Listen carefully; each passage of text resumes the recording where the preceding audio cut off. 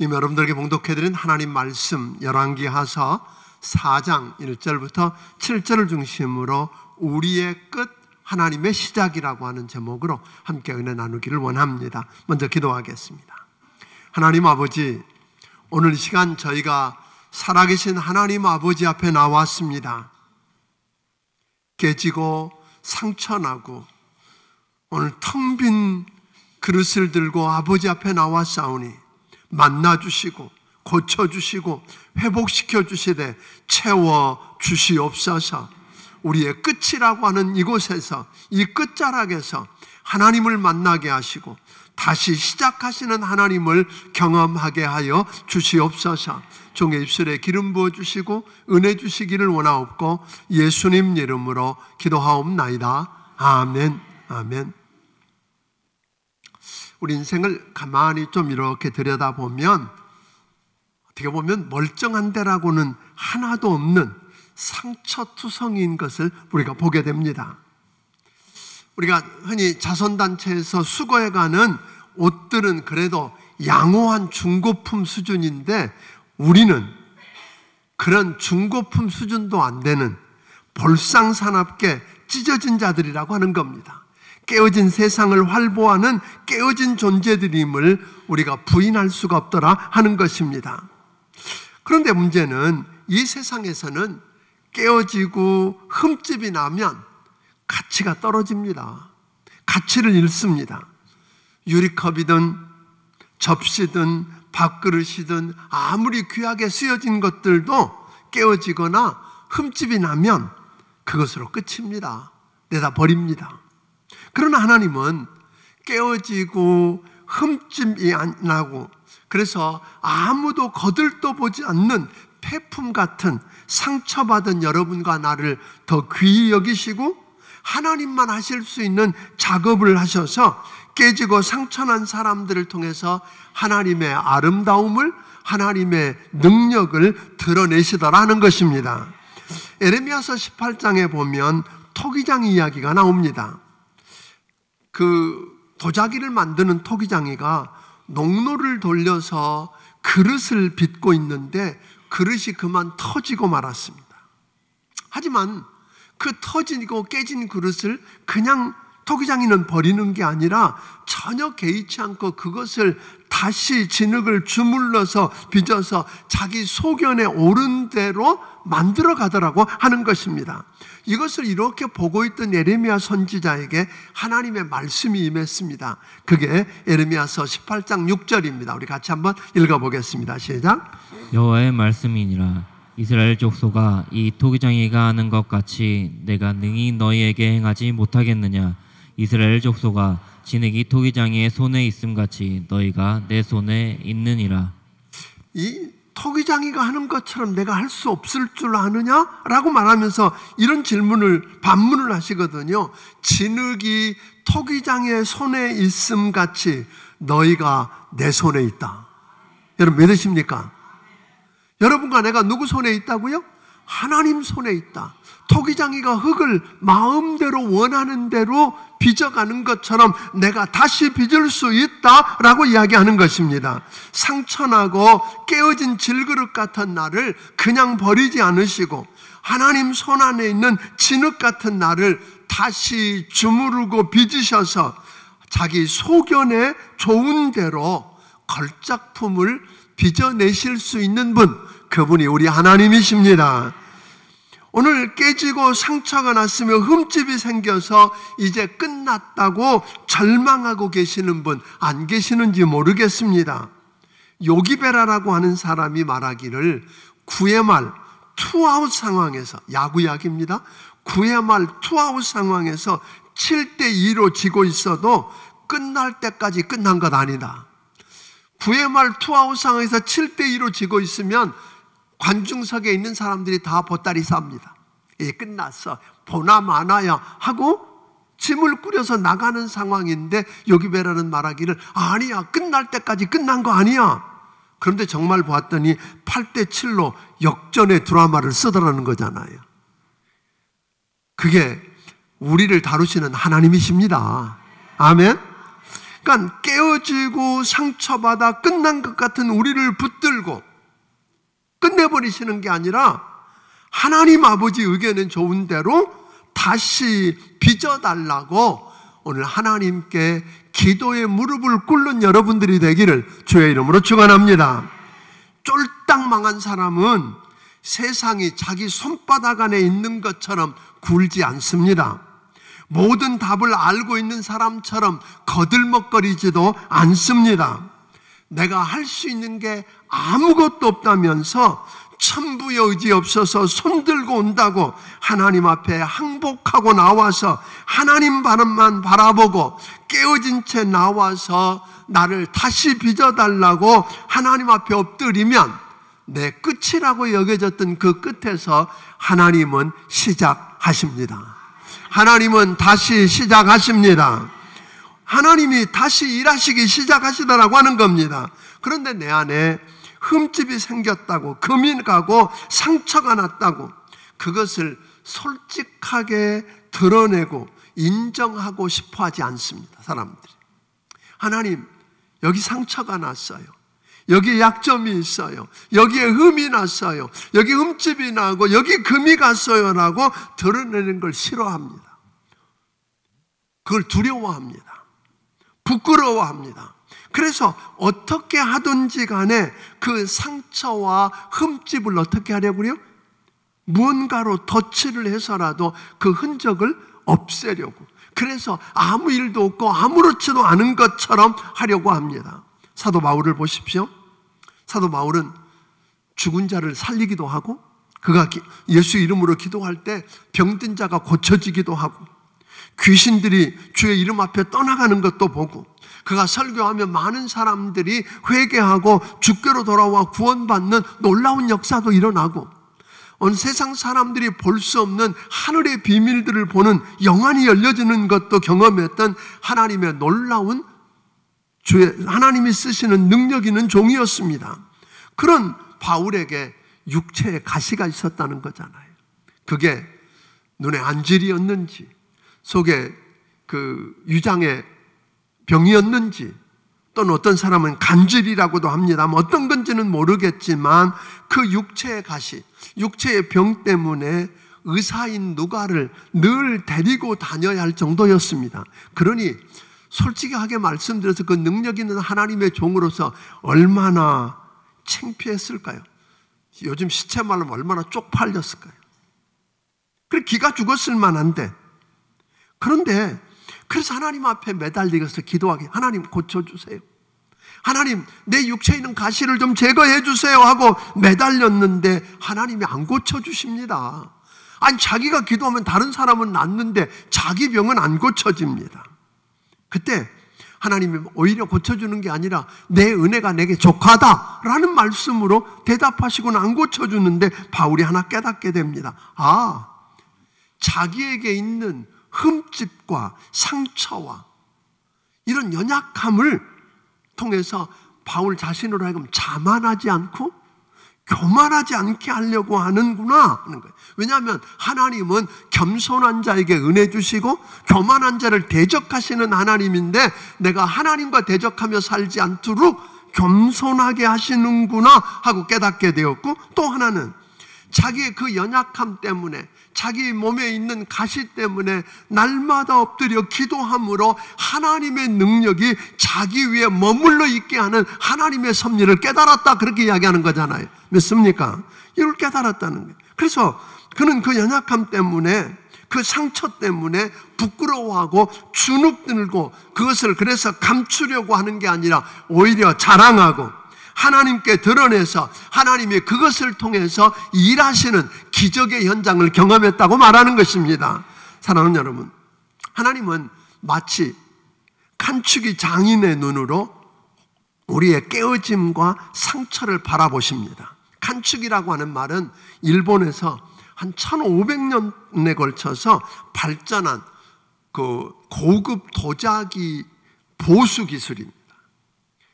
혹 너무 값지고 소중한 도자기가 금이 갔거나 흠집이 났을 때 그걸 보수하는 기술인데, 그 간축이 도자기 예술은 이런 겁니다.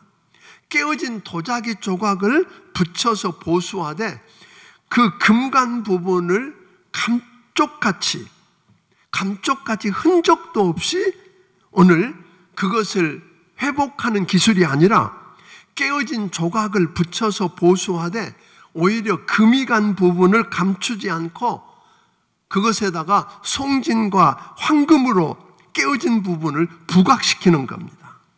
그런데 보통은 아무리 좋은 작품이라도 금이 가거나 깨어지면 값이 뚝 떨어지게 되어 있는 건데, 이 간축이 장인들을 통해서 보수된 작품은 오히려 깨어지기 전보다 훨씬 더 아름다워서 훨씬 더 많은 돈에 팔려나간다, 비싼 값에 팔려나간다는 것입니다. 이처럼 하나님의 손을 거쳤으면 여러분이 깨어지고 흠집이 나고 상처가 났을지 모릅니다. 그래서 여러분을 부끄럽게 만들고 주눅들게 만들었는, 끝났다고 만드는 일인지 모르겠는데 하나님의 앞에 나와 엎드리면, 그래서 하나님의 손을 거치면 상처받기 전보다, 깨어지기 전보다 더 값지고 소중한 하나님의 걸작품이 되어 나온다는 것, 여러분 믿으시기를 주의 이름으로 축원합니다. 그 하나님 앞에 설 수 있겠느냐는 것입니다. 이제 다 끝났다고, 깨어져서 다 끝났다고 오늘 하는 여러분, 그 깨어지고 부서진 조각을 붙들고 그것을 인정하고 하나님 앞에 나와 그 문제를 내려놓기를 주의 이름으로 축원합니다. 그러면 하나님은 여러분과 나를 다시 빚으시고 예전보다 훨씬 더 값지고 아름다운 하나님의 걸작품이 되게 하실 줄로 믿으시기를 주의 이름으로 축원합니다.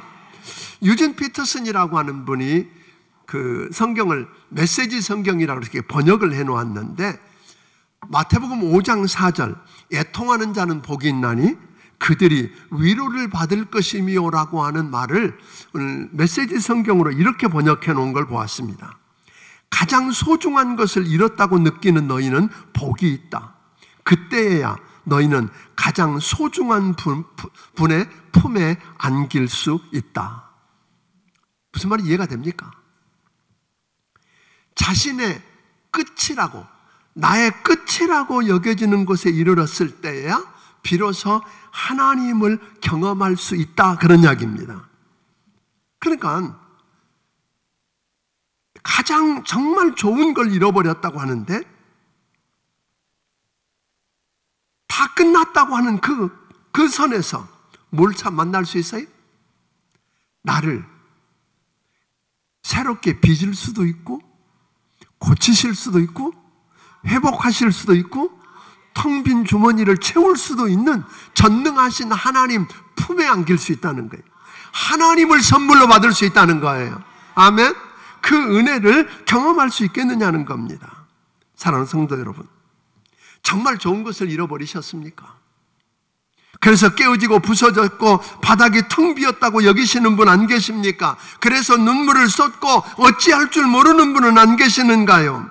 오늘 여러분, 지금 이 시간이 오늘 여러분을 새롭게 받으시고 채우실 수 있는 하나님을 그 품에, 여러분 그 하나님 품에 안길 수 있는 절호의 기회임을 잊지 않게 되기를 주의 이름으로 축원합니다.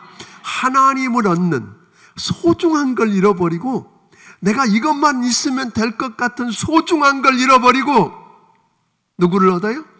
가장 소중한 분, 그 모든 것을 채우실 수 있고 고치실 수 있는 하나님을 여러분 얻게 되기를 주의 이름으로 축원합니다.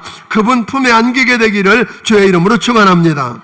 사실 하나님의 품만큼 좋은 것은 이 세상 어디에도 없을 것이기 때문입니다. 오늘 본문으로 돌아와 봅니다. 오늘 본문의 내용은 이런 이야기잖아요. 엘리사 선지자의 생도 중, 즉 엘리사 선지자의 제자 중 한 사람으로 온 동네 사람들에게 존경을 받는 아주 경건한 사람이 있었는데, 그가 사랑하는 부인과 사랑하는 두 아들을 남겨놓고 죽었다, 그런 이야기예요. 그런데 그 생도가 그렇게 사랑하는 아내와 두 아들을 남겨놓고 죽었다는 것만 들어도 안타까운 일인데, 이 남자가 생명보험 하나 안 들어놓고 죽은 거잖아요. 남자들 생명보험이라도 하나 들어놓고 먼저 죽으려면 생명보험이라도 하나 들어놓고 죽으시기 바랍니다. 그래서 좀 남은 사람 좀 살게 만들어줘야지. 생명보험도 안 들어놓고 그것도 빚만 산더미처럼 남기고 죽었다는 거잖아요. 이 기가 막힌 일이 어디 있어요? 그러니까 이 두 여인은 남편 없이 두 아이를 데리고 생계를 유지하고 사는 것만 해도 막막한 처지 아닙니까? 그런데 빚쟁이들이 지독하게 괴롭힙니다. 그 시대는 그랬던 거죠. 빚 빨리 갚아. 빚 안 갚으면 뭐 한다는 거예요? 너희 두 아들 종 삼겠다는 거잖아요. 노예로 삼겠다는 거잖아요. 노예로 팔아버리겠다는 거예요. 자, 이제 이 여자가 할 수 있는 일이 뭐가 있을까요? 절망밖에 남은 것이 없습니다. 자신의 끝이라고, 이제는 다 끝났다고, 할 수 있는 일이 아무것도 없다고 자기의 끝이라고 여긴 그녀는 다른 일을 하지 않았어요. 여러분 같으면 이 상황이 되면 어찌 하시겠습니까? 1번 도망간다. 밤에 야반도주한다. 2번 배째라고 들어눕는다. 3번 나도 같이 죽는다. 그럼 뭐 하시겠습니까? 할 수 있는 일이 아무것도 없는 거예요. 여자가 할 수 있는 일이 아무것도 없는 그 상황 속에서 이 여자는 다른 방법이 아니라 하나님의 종 엘리사를 찾아옵니다. 다시 말하면 하나님 앞에 나와서 어떻게 하면 좋겠느냐고 하나님 앞에 묻습니다. 그때 엘리사는 내가 너를 위해서 어떻게 하면 좋겠느냐 하며 하나님의 영감을 받아서 내 집에 무엇이 있느냐라고 묻습니다. 우리 1절, 2절을 한번 같이 읽어보겠습니다. 제가 좀 옛날 이야기처럼 하니까 다 이게 무슨 옛날 이야기인 줄 아는데 1절, 2절 읽어봅니다. 시작. 선지자의 제자들이 아내 중에 한 여인이 엘리사에게 부르짖어 이르되 당신의 종 나의 남편이 이미 죽었는데 당신의 종이 여호와를 경외한 줄을 당신이 아시는 바니이다. 이제 빚 준 사람이 와서 나의 두 아이를 데려가 그의 종을 삼고자 하나이다 하니 엘리사가 그에게 이르되 내가 너를 위하여 어떻게 하랴? 내 집에 무엇이 있는지 내게 말하라. 그가 이르되 계집종의 집에 기름 한 그릇 외에는 아무것도 없나이다 하니. 아멘. 사실 그 여자 집에는 내 집에 있는 게 뭐냐고 묻는 것보다 뭐가 쉬워요? 뭐가 없냐고 물어봐야 되잖아요. 있는 게 뭐가 있어요? 이 여자가 기가 막혔을 거 아니에요. 나한테 뭐가 있냐고? 남은 게 뭐가 있어요? 아무것도 없어요 라고 화가 났을 거예요. 그런데 여러분 아십니까?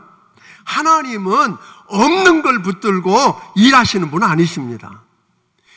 작지만 내게 있는 것 가지고 역사하십니다. 아멘? 있는 것 가지고 일하시는 분이에요. 여러분이 아는 것처럼 벳세다 광야에서 수만 명이 굶주려 죽어갈 때 남자 장정만 5천 명이고 그러니까 다 아이들 여자까지 합치면 적어도 2만 명이 넘었을 텐데 그 모든 사람이 배불리 먹고 12강줄이 남는 기적이 일어났거든요. 그 기적이 어떻게 일어났어요? 이름도 밝혀지지 않은 작은 소년 하나가 자기 입에 털어놓으면 될 만한 보리떡 5개와 물고기 2마리. 작지만 그건 내게 너무 소중한 겁니다. 그거 있어야 살 것 같은데 그 가장 소중한 것을 누구에게 드려요? 주님께 내려놓았습니다. 주님께 드렸더니 예수님이 그것을 축사하시고 나누어 주었더니 그런 기적이 일어났다는 것입니다. 하나님은 없는 걸 가지고 일하시지 않습니다. 내게 없는 게 아니라 내게 있는 그것 가지고 그게 얼마나 그것만 있으면 될 것 같을지라도 그 소중한 걸 내어놓으면 하나님은 그걸 붙들고 일하시는 것 경험하기를 주의 이름으로 축원합니다.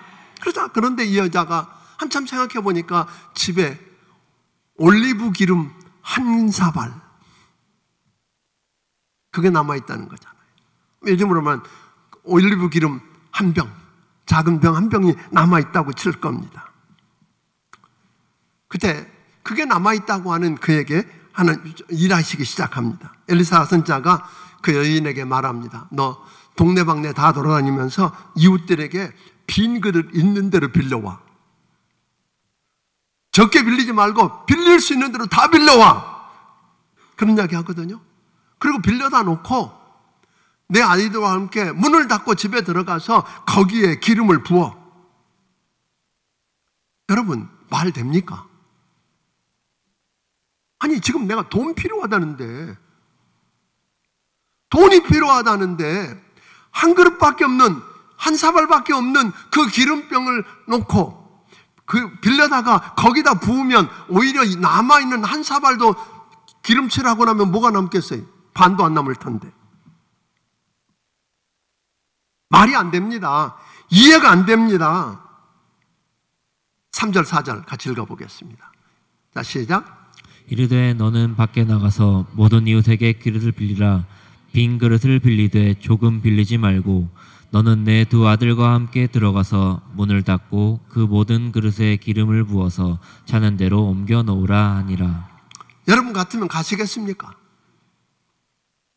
근데 이거 여인은 자기 생각대로가 아니라 하나님의 말씀을 믿었습니다. 하나님의 종을 통해서 하나님이 주신 말씀으로 믿고, 아멘? 납득이 안 가고 이해가 안 가고 내가 설득이 안 되지만 내 생각을 내려놓고 하나님 말씀한 대로 나아가서 동네 사람들에게 이유를 댈 수도 없잖아요. 설명이 안 되잖아요. 빈 그릇 뭐 하려고 그래? 아, 몰라. 좀 빌려줘 무조건. 그래서 빌려다가 놓고 기름을 부었더니 그릇이 차기 시작하는 거잖아요. 그래서 마지막 그릇에다 대고 붓고 난 다음에 아들에게 그릇도 없느냐 했더니 아들이 네 없어요. 이게 끝이에요. 그랬더니 기름이 끝났다는 거잖아요. 아멘. 이 이야기를 들으면 3년 반 동안 비가 안 오고 기근이 들었을 때 그 사르밧 땅에 있는 과부를 찾아갔던 엘리야 이야기가 생각나잖아요. 엘리야가 찾아와서 그 여인에게 말합니다. 내게 뭐 있느냐 그랬더니 나 밀가루 한 움큼 그리고 기름 몇 방울 남아있는데 그거 가지고 마지막으로 빵 만들어서 먹고 우리 아들하고 나눠 먹고 죽으려고 그래요. 이제는 방법이 없으니까 죽을 거예요. 그런 이야기합니다. 그때 엘리야가 그 사르밧 과부에게 하나님의 말씀을 전해주잖아요. 이해가 안 되죠. 아니, 벼룩에 간을 빼먹지. 마지막 그 기근 때 하나 남은 거 아들하고 마지막 먹고 죽겠다는 그 떡을 내놓으라 하잖아요. 엘리야가 그걸 먼저 내게 달래잖아요. 이해가 갑니까, 여러분? 딱이 안 맞으면 다행이지. 여러분 같으면 어떻게 하시겠습니까? 내놓으시겠습니까? 이해가 안 돼요. 납득이 안 가요. 그래도 하나님이 하나님의 종을 통해서 오늘 내게 주신 하나님의 말씀으로 듣고 그걸 내놓잖아요. 여러분 무슨 역사가 일어났어요? 3년 6개월 동안 비가 오지 않고 그 땅에 기근이 끝날 때까지 다시 하나님이 비를 주셔서 곡식을 주실 때까지 밀가루통에 밀가루가 떨어지지 아니하고 기름병에 기름이 떨어지지 않았습니다. 하나님이 먹이시고 기쁘신 가르신 거예요. 없는 게 아니라 있는 걸 내어놓고, 아멘? 믿음으로 순종했을 때 여러분 누리는 축복이었던 것을 믿으시기를 주의 이름으로 축원합니다. 쉽지 않지요. 그러니까 다시 말하면 뭐예요? 이 과부는 자기에게 없는 것이 아니라 있는 것을 놓고 믿음으로 말도 안 되는 것을 했다가 실제로 하나님의 말씀이 능력 있고 살아있다고 하는 것을 삶으로 체험하는 축복을 누렸다는 거예요. 전 성도 여러분들이 그냥 막연한 남의 이야기로 신앙생활하는 게 아니라 이제 남의 이야기 그만했으면 좋겠어요. 내 삶 속에서 내 인생이 끝이라고 하는 그곳에서 그 마지막 자리에서 하나님과 씨름해서 하나님이 일하시는 것 여러분 삶으로 경험하기를 주의 이름으로 축원합니다. 그래서 하나님은 정말 살아계신다고. 아멘. 여러분 엘리야 선지자가 그 450명 바알신을 섬기고 아세라 목상을 섬기는 사람들과 대결을 하잖아요. 마지막 승리한 다음에 사람들이 와서 목숨을 걸고 승리했을 때 바알이 아니라 하나님이 진짜 하나님이라고.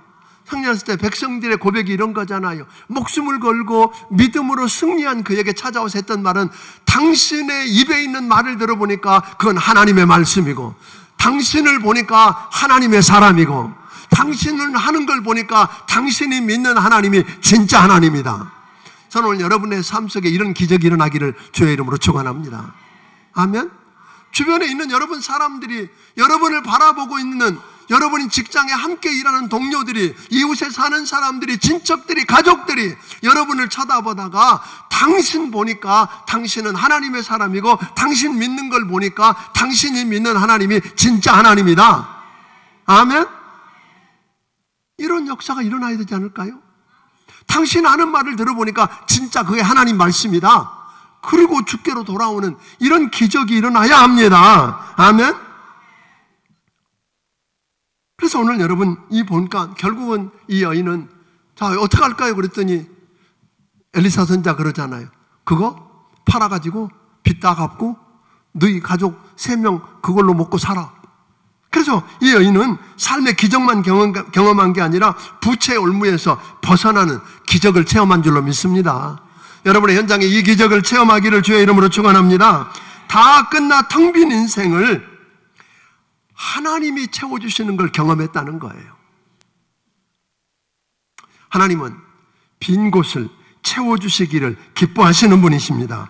텅 빈 상태를 오늘 사람들은 절망이라고 하지만 하나님께서는 텅 비었다고 오늘 주님 앞에 손들고 나오면 우리 주님은 그 빈 공간을 기쁨으로 채워주십니다. 그냥 채워주시는 게 아니라 좋은 것으로 풍요하게 채워주십니다. 어느 날 요한복음 2장에 보니까 결혼 잔치집에 요즘처럼 결혼 몇 시간에 끝나는 데 같으면 문제가 없지요. 그런데 그 당시에는 결혼 시간 보통 일주일 걸리거든요. 일주일 동안 잔치하는데 시작하자마자 포도주가 떨어졌다면 심각한 문제인 겁니다. 쉽게 구할 수도 없고. 그때 저들이 했던 이야기는 뭐예요?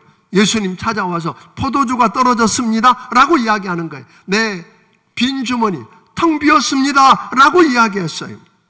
그런데 우리 주님이 포도주가 떨어졌다고 텅 비었다고 이야기하는 그들에게 전혀 납득하기 어려운 일들을 요구합니다. 그 문 앞에 발을 씻겨 준비하는 돌 항아리에 물을 채우랍니다. 6개 항아리에 물을 채우랍니다. 아니 물 떨어진 게 아니라 뭐가 떨어졌어요? 포도주가 떨어졌다고요 라고 말했을 텐데 물 채우라 그래서 저는 물을 채웠습니다. 포도주가 필요한 사람들에게, 포도주 가져오는 사람들에게 물을 떠다 주랍니다. 떠다 주었더니 그 물이 포도주가 되었습니다. 무슨 말이에요? 다른 이야기가 아니거든요. 주께서 무슨 말씀을 하시든지 그대로 하라. 믿음으로, 아멘? 믿음으로 물을 채우고, 납득 안 가지만 믿음으로 오늘 물을 포도주가 되리라고 떠다 주었더니 여러분 믿음과 순종이 그런 역사를 가져왔는데 가장 좋은 상품 포도주였고, 그래서 그 안에 가득 채워질 뿐 아니라 기쁨이 넘치는 축복을 누리게 된 줄로 믿으시기를 주의 이름으로 축원합니다. 여러분 TV 켜보세요. 광고가 나오는데 그 사람들은 어떻게 그렇게 잘 아는지, 우리 인간의 빈 공간이 어디에 있는지를 그렇게 잘 알잖아요. 그래서 그거 채우면 될 것 같아. 그래서 그 빈 공간을 채울 물건이나 서비스를 우리에게 팔려고 하는데 대부분 그거 광고 보다 보면 아이고 그게 꼭 있어야 될 것 같고, 그거 있으면 문제가 다 해결될 것 같은 그런 생각이 들지 않아요. 그래서 앞뒤 안 가리고 사잖아요. 카드도 끊고 빚도 내고 사요. 그래요. 그거 다 사셨더니 여러분의 빈 공간이 다 채워졌습니까? 그거 없으면 안 될 것 같은 거 작년에 산 거 올해는 거들떠도 안 봐. 거들떠도 안 보는 게 한두 개가 아니잖아요. 관심도 없어. 아니 내가 그런 촌스럽게 그런 거 입었어? 이러고 있잖아요. 그게 채워지지 않아요. 오히려 우리 안에 더 목마름만 있는 거예요. 또 다른 것, 또 다른 게 있으면 될 것 같은 목마름만 나타나게 되어 있다는 거예요. 여러분, 깨어지셨나요? 여러분의 밑바닥이 보일 만큼 텅 비셨나요? 다른 물건이 아니라, 세상이 준다고 하는 그것들이 아니라 오늘 여러분의 필요를 채워주실 수 있고, 여러분 간에 깨진 부분을 수리해서 수리하기 전보다 더 값지게 만드실 수 있는 하나님. 아멘. 포도주가 떨어졌다고 하는데 포도주 정도가 아니라 극상품 포도주를 원하는 것보다 더 많이 채워주셔서 기쁨이 넘치게 하실 수 있는 그분, 그 하나님이 우리 하나님이신데 그분을 채우기를 주의 이름으로 축원합니다. 그분 품에 안겼으면 좋겠습니다. 이 여름에 우리가 다양한 사역들을 지금 열고 있습니다. 여러분이 어느 부서에서 어떻게 섬길지 잘 모르겠습니다. 나는 목자 아니니까 나하고 아니요. 기도로 후원해야 됩니다. 이번 이 여름 사역을 통해서 수많은 영혼들이 주께로 돌아오는 걸 보았으면 좋겠습니다.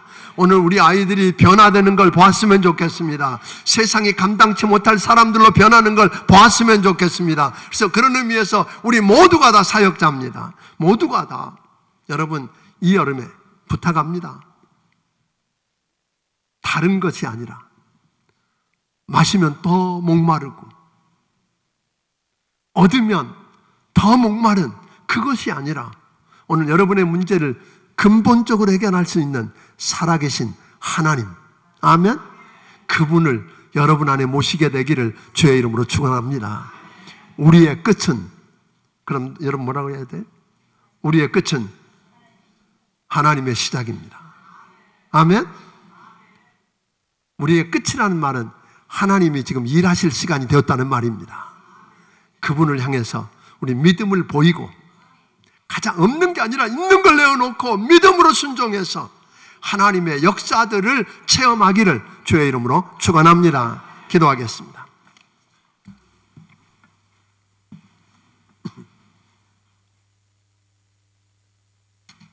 사랑하는 성도 여러분, 혹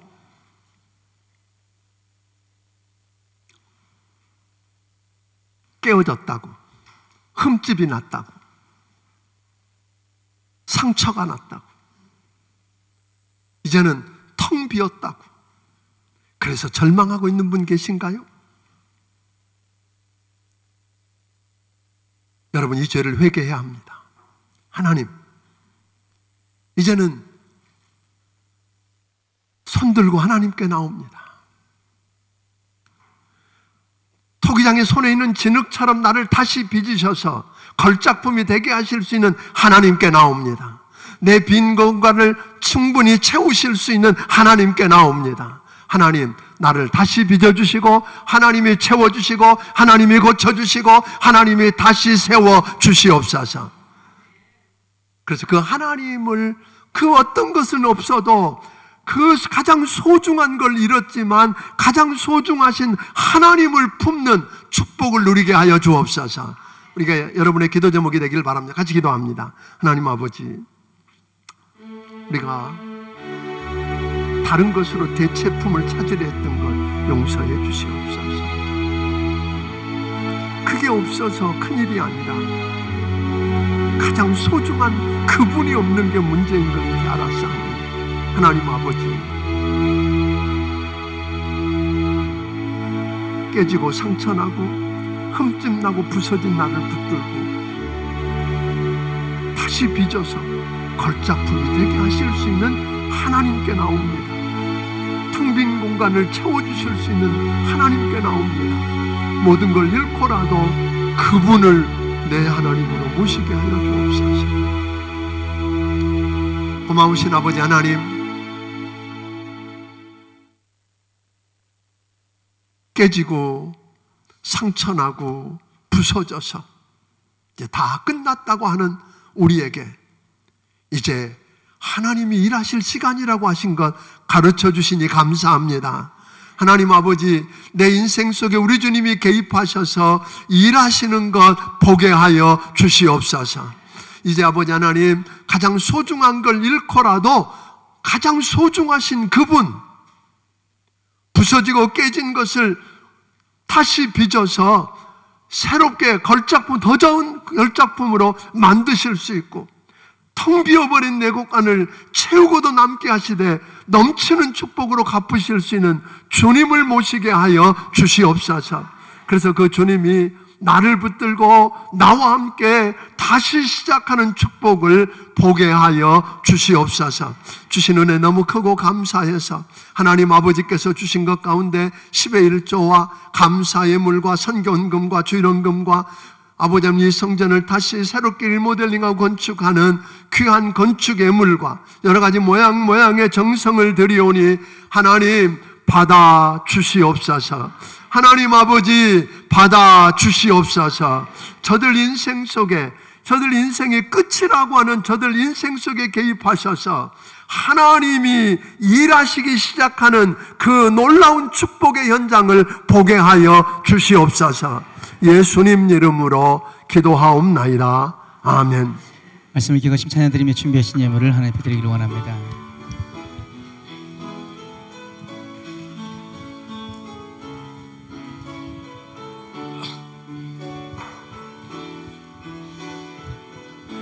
시작됐네.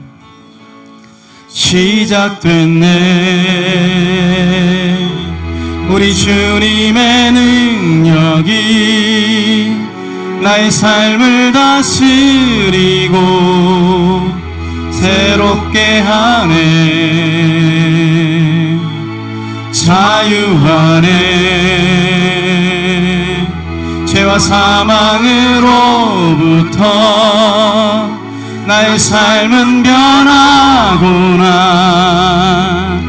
충만하네. 은혜로다. 주의 은혜 한량없는 주의 은혜 은혜로다. 주의 은혜 변함없는 신실하신 주의 은혜 은혜로다. 은혜로다. 주의 은혜 한량없는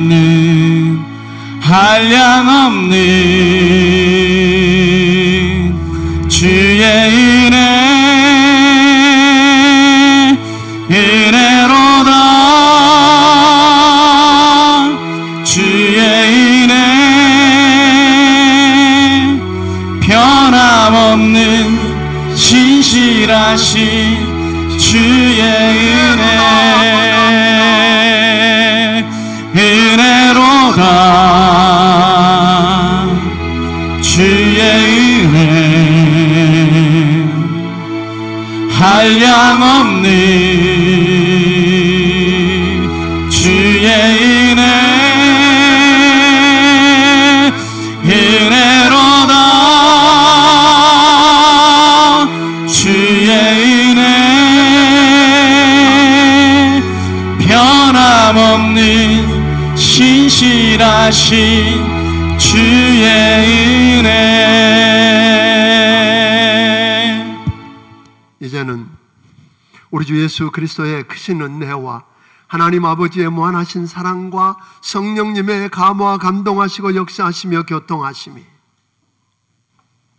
내 인생의 끝이라고 여겨지는 그 자리가 하나님께서 일하시기 시작하실 시간임을 깨닫고 그 하나님께 인생을 맡기고 그 하나님을 소유하기 원하는 귀한 심령들 머리 위에 지금부터 영원까지 함께하여 주시기를 예수님 이름으로 축원하옵나이다.